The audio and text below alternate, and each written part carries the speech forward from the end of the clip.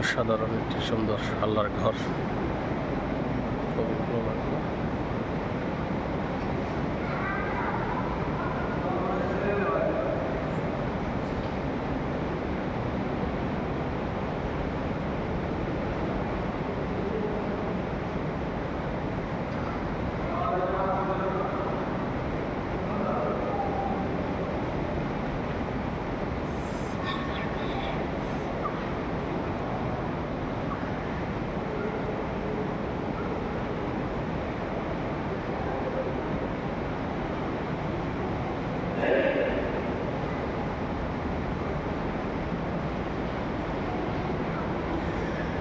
আলহামদুলিল্লাহ, শুকরিয়া আল্লাহর দরবারে বাংলাদেশের বুকে এত সুন্দর মসজিদ করার তৌফিক দান করেছেন।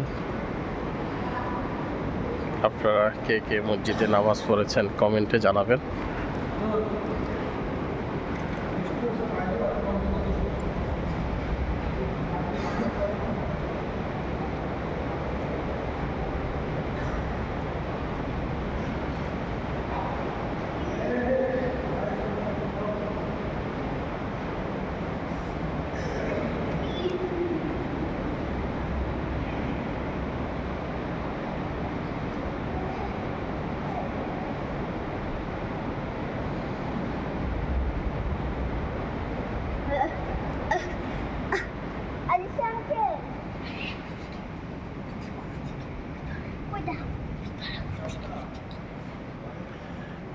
অসাধারণ একটি মসজিদ। আল্লাহর দরবারে লাখ কোটি শুকরিয়া। মসজিদে নামাজ পড়তে পেরে নিজেকে অনেক ভালো লাগতেছে।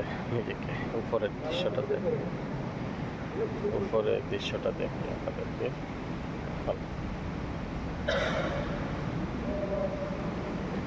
দেখেন।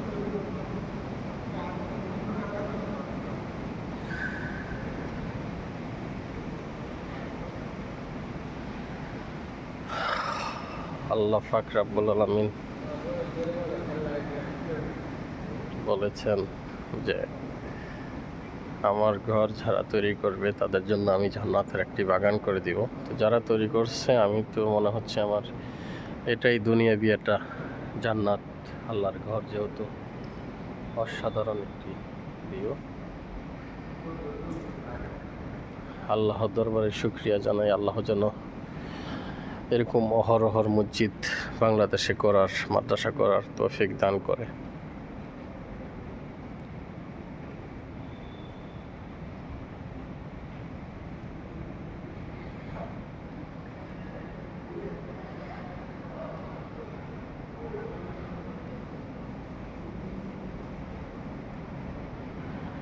এই মসজিদে একসাথে কতজন নামাজ পড়তে পারে? 10,700।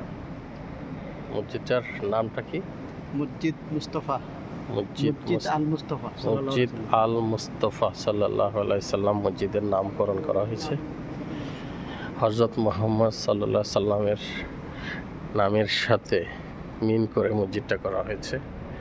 কে কে আপনারা মসজিদে নামাজ পড়েছেন বা কে আসতে চান, আমি ভিডিওর নিচে আপনাদেরকে ঠিকানা দিয়ে দিব। সকলেই আসবেন, ভালো লাগবে ইনশাআল্লাহ।